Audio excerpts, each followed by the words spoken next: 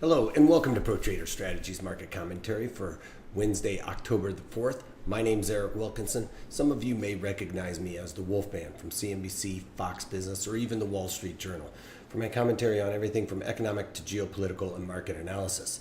Please keep in mind that everything that we talk about in these market commentaries is not a solicitation to buy or sell any of these securities or strategies. At the end of the day, we're here to teach you some different strategies that you can implement into your portfolios, but please do that in your own way. The reason why I can't give you a recommendation on a particular stock or strategy is because I don't know your risk parameters. I don't know what's in your portfolios, and therefore what I'm doing could be counterintuitive to what you are already doing. And please remember that past performance of any trading system or methodology is not necessarily indicative of future results. Having all that out of the way, let's get this on.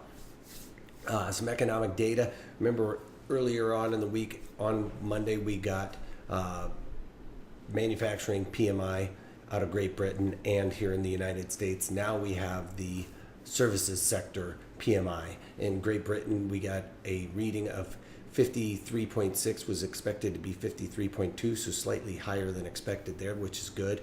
Retail sales across the pond in Europe were negative 0.5, were expected to be a positive 0.3. And then here in the United States, we got ADP non-farm payroll change came in line with expectations at 135,000. And then we also got our services PMI in the form of Institute for Supply Management. So it's the ISM, Non-Manufacturing Purchasing Managers Index, PMI, and came in higher than expected at 59.8, expected to be 55.5. So nice, another reading there, higher than expected for that PMI.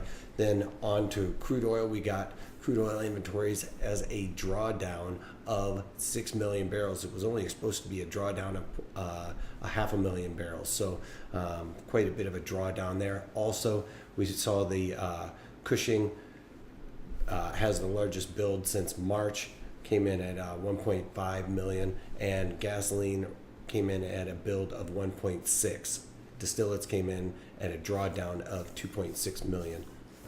So, and another thing to note is we had exports for crude oil and crude oil products at 7 million barrels per day, which was 1 million barrels per day higher than what was expected, or higher than last week's reading, and that is a historical high. So crude oil exports from the United States really ramping up. That's kind of what I was talking about when we get into that $50 a barrel area.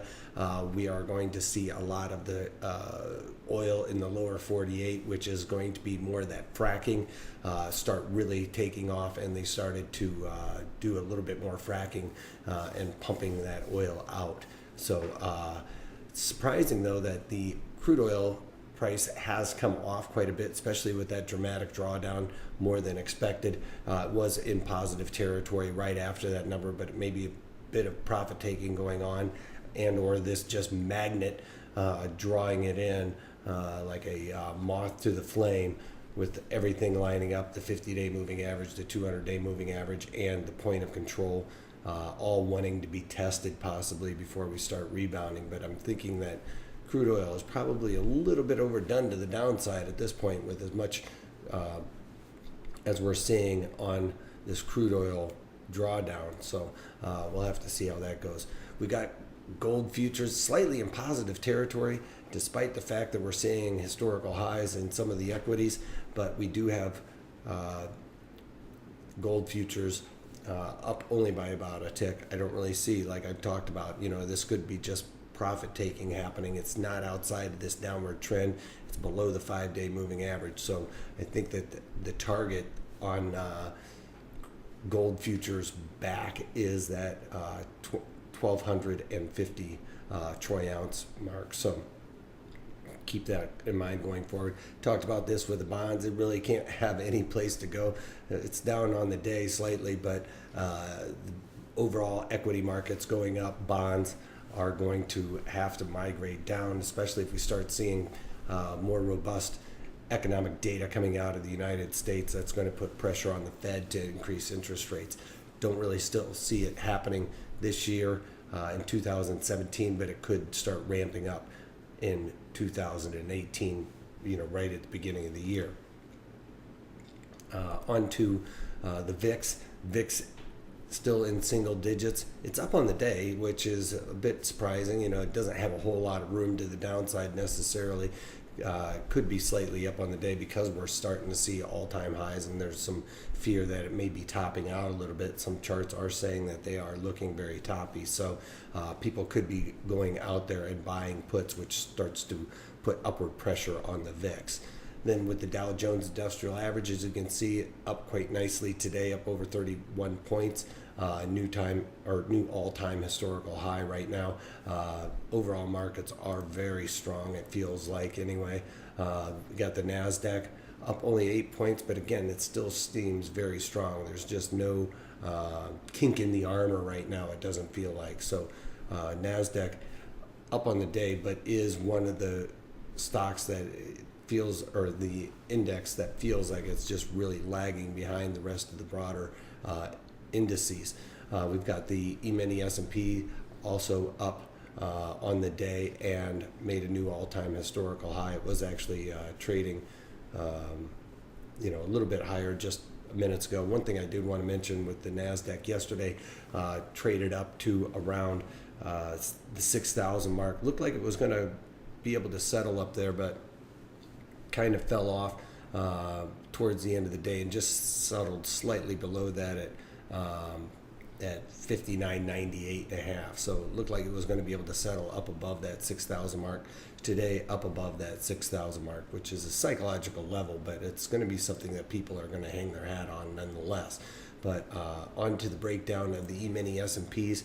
As you can see here, we just recently created those all-time historical highs, so that is an intraday session all-time high. Overnight we had one created as well. The market kind of sold off, but then on that economic data we started seeing a nice little rally coming in, and maybe a little bit of profit taking going on right now as it's come off those highs, but has created a new all-time historical high in the E-mini S&Ps. All right, on to a couple of things that I've done with Activision, ATVI. I covered this late in the day yesterday. Just came in line with my 50% of max profit on that. I had on the October and had sold the 58.5 puts in there originally for 33 cents, bought them back for 14 cents. It's probably pretty close to that. I'm probably thinking it may be around 20 cents with this bit of a sell-off this morning when I went on here. They were trading actually slightly lower than that, but, or at least the bid offer was going into the day. But Activision, I got out of that late in the day. Now another trades, or this is the pairs trade that I put on with Deere and Caterpillar. Caterpillar really making a big rally today, kind of breaking out of that range. I was thinking that tight wound rubber band aspect would make it kind of pop down, at least cover that small little gap there, and that's why I put this trade on. Was I thought it would kind of have a snap to the downside, and that Deere would rally up and cover this gap. Deere obviously has met that objective, but Caterpillar, with this little move to the upside, I'm going to be looking to cover this pairs trade today. I'm going to cover both of them, so I'm going to try and get out of the Caterpillar and possibly then the Deere trade afterwards. I want to get out of the loser first before I get out of that winner. So got a couple of orders working in there. They're off the market now because Caterpillar's almost had an unabated rally to the upside. As you can see, it's really gotten thin up here. There's not a whole lot of volume trading right now, and if you go into the breakdown of that, it's really not traded in any time bracket more than just a couple of times, which really makes me believe that it's going to want to come back down towards the end of the day. So I'm kind of working an order in there to get out of it. And that's about all I've got for you guys today. Friday's webinar is going to be on the broken wing butterfly. That's a really good one. We're going to be able to set this strategy up so we have no upside risk, which is the brilliant thing with this butterfly. You can kind of manipulate the wings a little bit. I'm going to show you how to set that up so that you can limit your risk to the upside and set it up for a high probability trade, the right environment, and when and where to put that on. Okay, so if you can't take that, take it easy.